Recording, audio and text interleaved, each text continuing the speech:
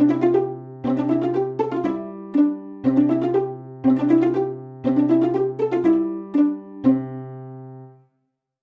perkenalin dulu, kita dari SMA Negeri 1 Cigugur. Perkenalkan, nama saya itu Mecha Zafiranda Rasmat, Bapak bisa panggil aja Mecha. Nah, aku Ara, yang gitu Angel, yang ini Rindi. Nah gitu tuh dapat tugas PKWU, pegawai kuliner buat wawancara Suatu kafe gitu. Jadi kita mau wawancara kok. Boleh. Aduh, Pak, tegang Pak. Nggak perlu tegang tuh. Takut ada. Langsung. Udah bisa dimulai, Pak? Ya boleh, enggak? Boleh. Sebelumnya kita mau tahu dulu biodata Bapak. Ya, jadi biodata lengkap ya. Ya. Nama lengkap Nandira Prayoga, kelahiran tahun 93 di Kuningan. Sekarang juga kebetulan berdomisilinya di sini di Kuningan di Geria Bojong. Iya. Nah, ini apa nih? Sana nggak? Iya, Geria Bojong. Ini tahu. Nah, kan ini tuh nama tempatnya Kopi Hilir ya. Iya. Kenapa dinamainnya Kopi Hilir? Apa ada ceritanya atau gimana? Asal usulnya atau Filosofi di balik itunya ya. Ya. Jadi Kopi Hilir itu kita mikirnya kan dulu sebelum buka coffee shop kita tuh mainnya untuk pengolahan kopinya sendiri Oh, di pegunungan, kan di hulunya tuh. Nah kita tuh sampai akhirnya mikir gimana sih kita ngedistribusiinnya biar bisa sampai langsung ke customernya langsung, nggak cuma ngejual bahan mentahnya tapi sampai produk jadinya, jadi dinamainya Kopi Hilir gitu. Jadi dulu ke Hilir. Iya, dari hulu ke hilir. Betul. Iya benar-benar oke. nah, terus kalau kafe ininya dibukanya itu mulai dari kapan? Kita itu di sini dari tahun 2019 Udah lama dibukanya. ya? Ya, dari tahun 2019. Kalau di produksinya kita dari tahun 2017. Oh, produksian di atasnya. Iya, tapi di sini dari tahun 2019. Lanjut. Terus kenapa Bapak alasan Bapak ngebuka usaha ini tuh kenapa? Yang salah satunya kan tadi ya, tadi kita mainnya di produksi kopinya dari mulai perkebunan, pengolahan sampai akhirnya kita mutusin untuk buka ini biar bisa nyampe ke customer langsung, ke penikmatnya langsung, dan kita pengen di sini juga jadi co-working space gitu. Jadi rata-rata customer yang datang ke sini itu mereka sambil WFH, yang WFO, work from office gitu. Jadi rata-rata di sini tuh slow bar, enggak yang gitu terlalu hektik, nggak terlalu crowded, tapi orang-orang di sini bisa sambil kerja biasanya. Datang sini bawa laptop sambil kerja ngopi. gitu ya, Iya. santai. Enggak dong, enggak santai-santai. Ya kan kerjanya santai. Yang namanya Iya. Ini Bapak itu pas mau buka ini tuh, pas buka prosesnya itu melibatkan siapa aja? Apakah bukan Bapak sendiri atau Bapak teh bawa kayak partner Ada partner partnernya. gitu? Oh iya ada. Ada. Jadi di sini tuh kita pertama ngediriin tuh 3 orang. Saya yang megang, bisa dibilang apa ya, manajerialnya di sini. Ada yang megang finance-nya, partner saya namanya Aldi, sama ada yang dulu pengolahannya namanya Anto. Tapi sekarang kita udah split, jadi tinggal saya sama Mali aja. Nah, berapa sih modal awalnya buat ngebuka usaha ini gitu? Usaha kafe. Aduh, berapa ya kira-kira? Jadi untuk kita nggak ngitung si bangunannya ya, cuma interior sama alat-alat di sini kisaran 250 juta, range gitu.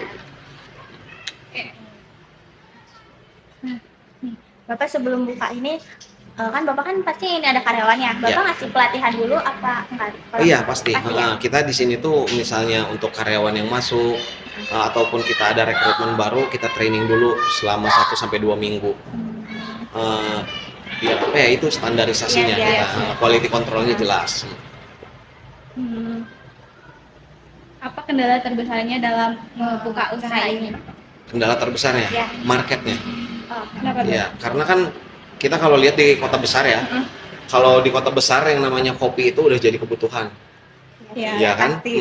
Sedangkan kalau di Kuningan, di kota kecil seperti ini masih lifestyle orangnya. Iya sih. Kadang orang datang ngopi itu bukan karena butuh, tapi karena mungkin apa ya? Pengen aja nyoba, nongkrong. pengen Ya. nyoba gitu. Ya. Society-nya kan melihatnya kayak gitu. Sedangkan marketnya sendiri di Kuningan, si customer-nya sedikit, yang itu aja. Oh, ya. Kalau misalnya kedai kopinya atau coffee shopnya, kafenya semakin banyak, tapi marketnya cuma segitu-gitu aja kan, Ya, gitu. Iya, itu salah satu kendala sulitnya itu. Nah, solusi untuk mengatasi masalah itu Bapak ada nggak? Ya iya, jadi kalau saya sendiri ya solusinya kita segmentasinya yang jelas. Contoh yang tadi saya sebutin, misal di coffee shop lain kan rata-rata ada live musik dan lain-lain. Iya. Terus makin yang lain ngikutin, yang lain ngikutin. Iya.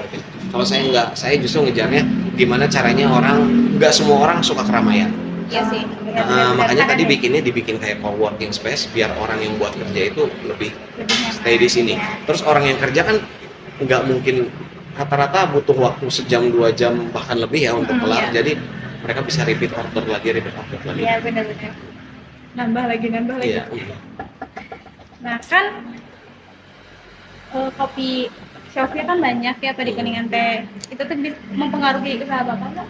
Pengaruh banget. Impactnya emang besar karena ya tadi itu si marketnya sedikit, tapi si penyediaannya banyak. Penyediaannya banyak. Jadi kadang misalnya mau kita ke coffee shop A, B, C, ketemu orangnya, kadang dia lagi kan gitu ya. Iya benar.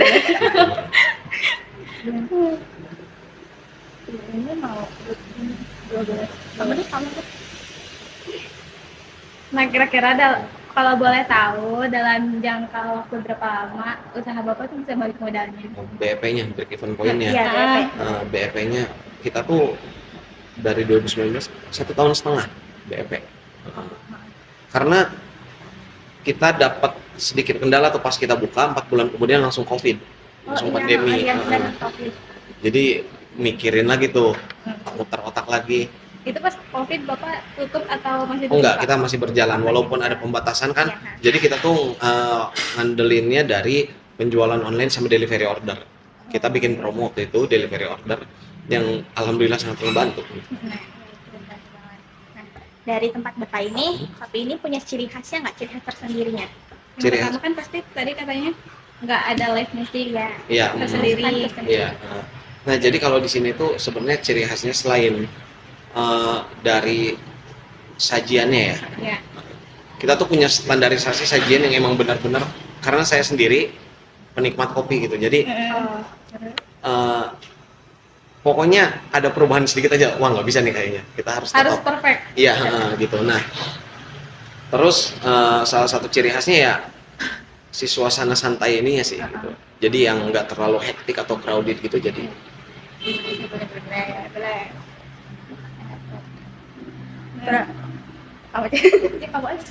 Jadi produk Bapak ini menargetkannya itu siapa aja di kafe ini?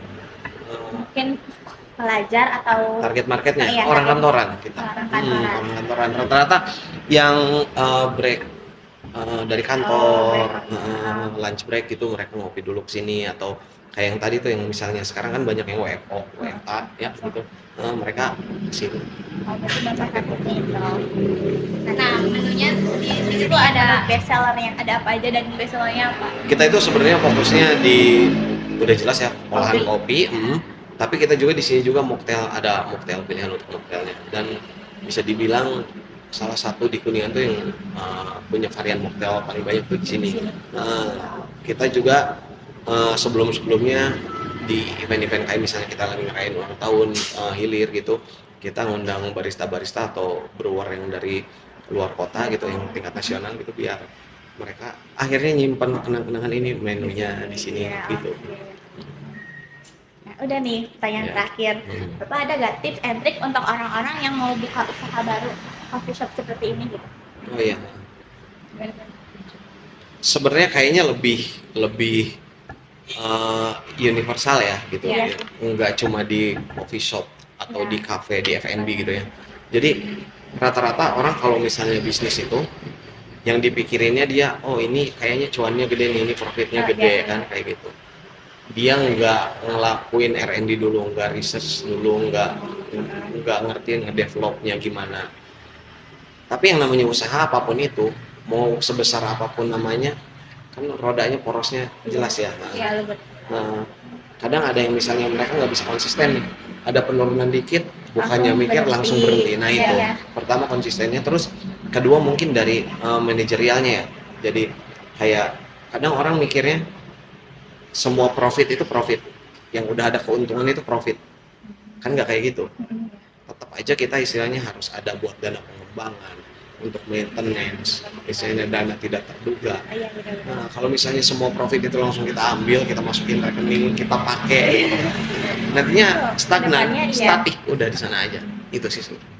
Kurang lebihnya kayak gitu. Udah selesai sih Pak. Iya. Makasih ya Pak. Bapak makasih banyak ya Pak udah Kembali bersedia kasih diwawancarai. Terus mungkin mohon maaf bila ada kata perkataan yang salah. Iya. Karena kita belibet tuh kita deg-degan. Kita mau nyoba kopinya. Udah bisa belum? Boleh. Bestsellernya. Oh, best sellernya di sini kalau kopi susu ada Joy sama Lumi. Bedanya yang satunya kopi susunya, kalau Joy itu pakai gulanya gula aren.